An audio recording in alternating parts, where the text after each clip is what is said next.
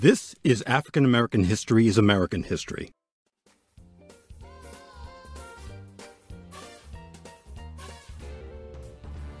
The fight against fascism during World War II highlighted the contradictions between America's ideals of democracy and equality and its treatment of racial minorities. In the spring of 1941, while white Americans were employed in industries preparing for the possibility of the United States entering World War II, black labor leader A. Philip Randolph noticed that black workers were not being hired equally for these jobs. Randolph threatened to lead a mass march on Washington, stating, quote, "It is time to wake up Washington, as it has never been shocked before." End quote. On June 25, 1941, President Franklin Roosevelt, in order to prevent the march, which many feared would result in race riots and international embarrassment, issued Executive Order 8802. Now, this executive order banned discrimination in defense industries and established the Committee on Fair Employment Practices, or FEPC. Their job was to receive and investigate discrimination complaints and take appropriate steps to redress valid grievances.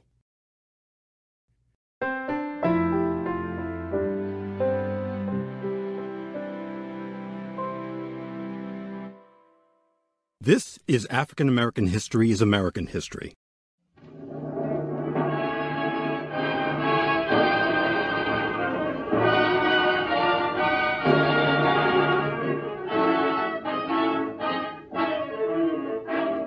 With the sweep and fury of the resurrection,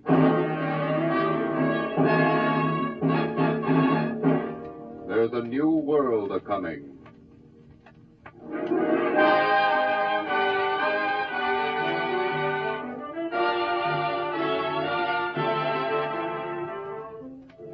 Today and every Sunday at this hour, WMCA, in cooperation with the citywide Citizens Committee on Harlem, brings you a series of vivid programs dramatizing the inner meaning of Negro life, based on the prize-winning bestseller, New World A-Coming, by the young Negro author, Roy Ottley.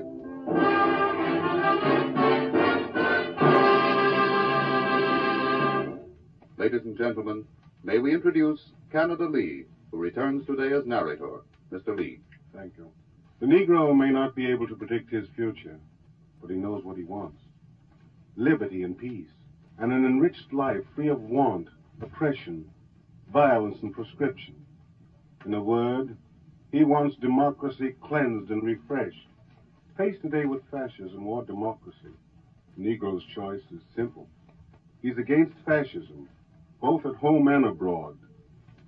When right-thinking people appease fascist-minded elements, the Negro's morale is jolted.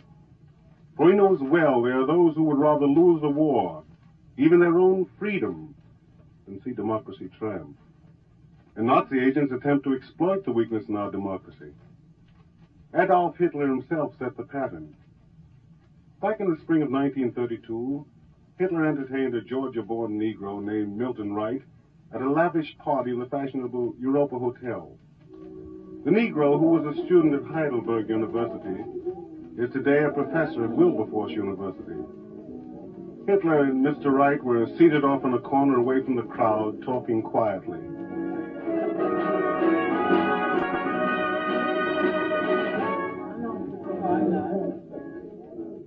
You tell me that in America, Negroes are doctors, lawyers, writers, and artists. But I tell you that in your decaying democracy, Negroes don't even vote. He's a Hitler. That's true in some states, Herr Hitler, but not all of them. Negroes must be definitely third-class peoples to allow whites to lynch them and beat them, and segregate them, without even rising up against them.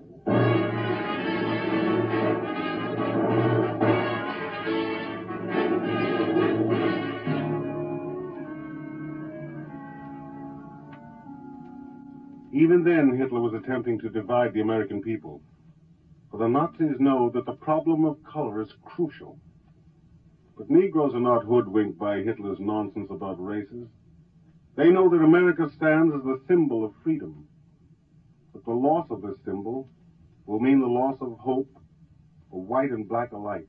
Men, white or black, do not rally to slogans unless they have concrete meanings.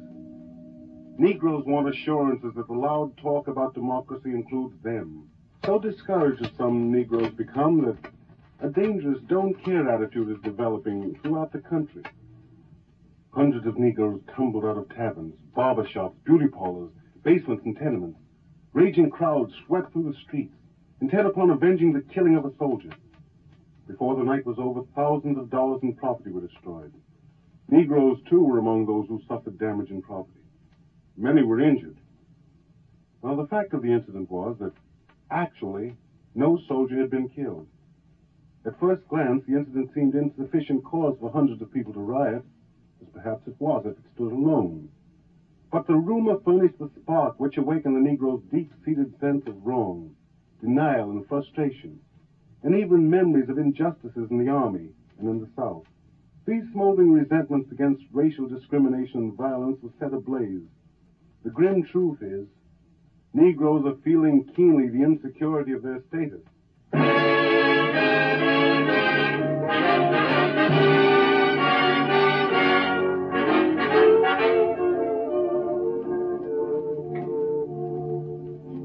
We're now engaged in a life and death struggle with ruthless foes. Negroes, as well as colored people elsewhere, must be galvanized into decisive action on the side of democracy. This cannot be done if people do not have the assurance of the better world to come. For Negroes, like all people, want to win the war, but they also want to win the peace. Should the Nazis surrender tomorrow, many Negroes say this might only be a brief interlude of peace. Unless we act without reservation to make democracy a reality. Sumner Welles, former Undersecretary of State, has a word for it. Victory must bring the liberation of all peoples. Discrimination between peoples because of their race, creed, or color must be abolished. Millions of black, brown, and yellow peoples still do not believe that we, the American people, believe in or intend to put in effect a living democracy for all once the danger to white people has passed. This fact accounts for the Negro's aggressive attitude today. Quite recently, a Negro in the South stood before a gas station talking with some white people. Perhaps he bragged a little. Well, I done registered, and I expect to be called soon. That Hitler thinks he can whip anybody. I'm going to deliver him right here to the White House. You tell him, boy, you tell him. Yeah, the white bystanders applauded, for it all had a nice patriotic sound. And there's no doubt that he was passionately patriotic. But the faces of these people visibly changed when he gave voice to his inner hopes. And when I gets back, I'm going to fight for some rights over here.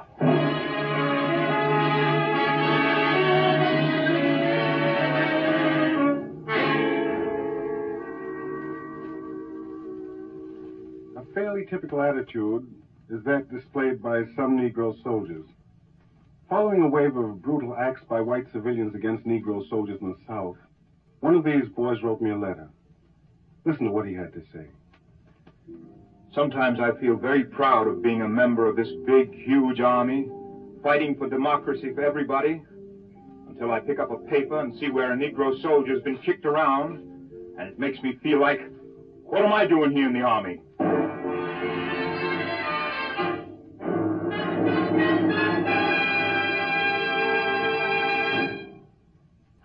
There's nothing mystical about the aggressive attitude of Negroes.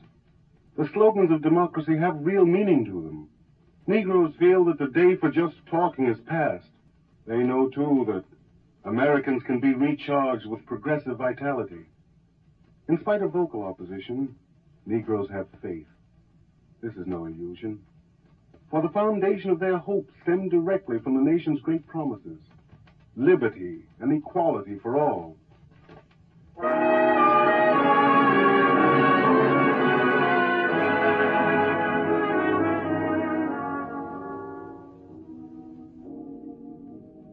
You have been listening to New World A-Coming, the second in a series of programs devoted to the Negro's contribution to American life.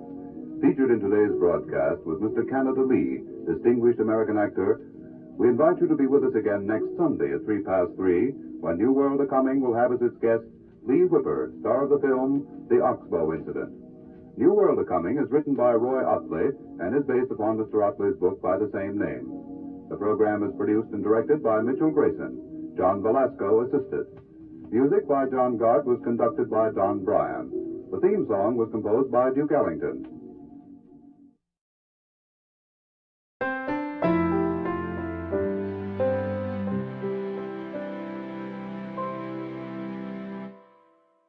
This is African American History is American History.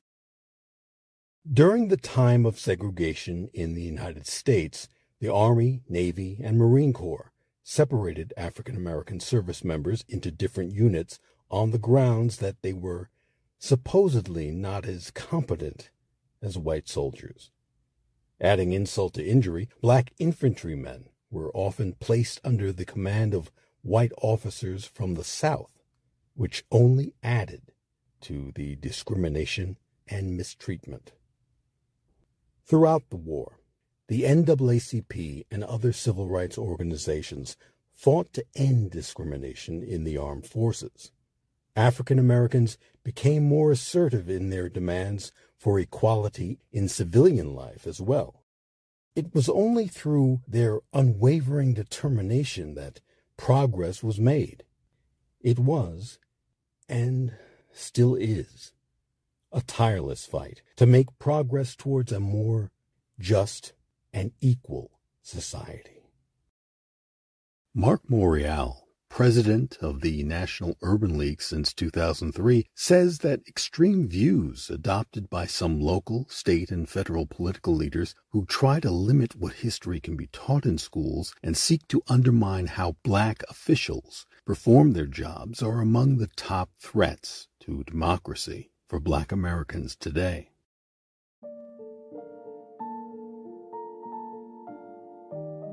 All human beings deserve the basic common courtesies that the American ideals promote. Unfortunately, not every American is afforded the privileges that are extended to the average white American. Democracy's most formidable enemies and detractors are right here in America. That's right, folks. The call is coming from inside the house. Far-right would-be dictators like Donald Trump and his cult of followers, anti-Semitic, racist, and isolationist policies and rhetoric do nothing to live up to our patriotic beliefs. They only serve to make our country a place where all the people are less free and unequal.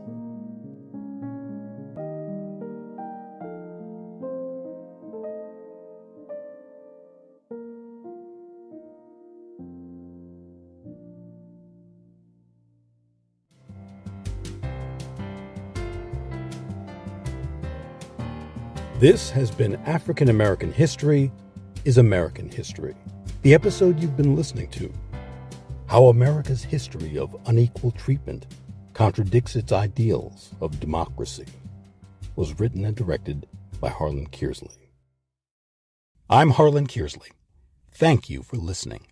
And if you haven't done so, please subscribe to the channel. Now remember, it's free.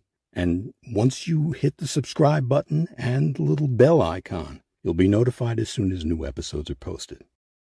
Thanks again, and please, stay safe.